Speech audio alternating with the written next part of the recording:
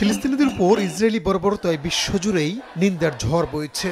স্থানীয় সময় বুধবার নিউ ইয়র্কে ট্রাম্প ভবনের সামনে অবস্থান নিয়ে প্রতিবাদ জানান আন্দোলনকারীরা। ইসরায়েলকে সন্ত্রাসী রাষ্ট্র আখ্যা দিয়ে নেতানিয়াহুকে সমর্থন দেয় ট্রাম্প প্রশাসনের সমালোচনা করেন তারা।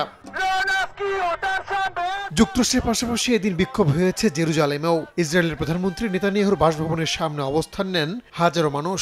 এছাড়াও প্রতিবাদ বিক্ষোভ হয়েছে স্পেন, লিবিয়া ও তিউনিসিয়ায়। অবিলম্বে গাজাবাসীদের উপর হামলা বন্ধের আহ্বান জানিয়েছেন আন্দোলনকারীরা।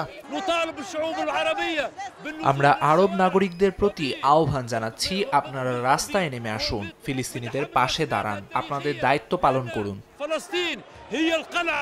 বিশ্বজুড়ে প্রতিবাদের মুখে বুধবার উপত্যকাটিতে নতুন করে স্থল অভিযান শুরু করেছে ইসরায়েল। এদিন মধ্য গাজায় নেতানিয়াহু বাহিনীর ভয়াবহ হামলায় বহু ফিলিস্তিনি হতাহত হয়েছেন।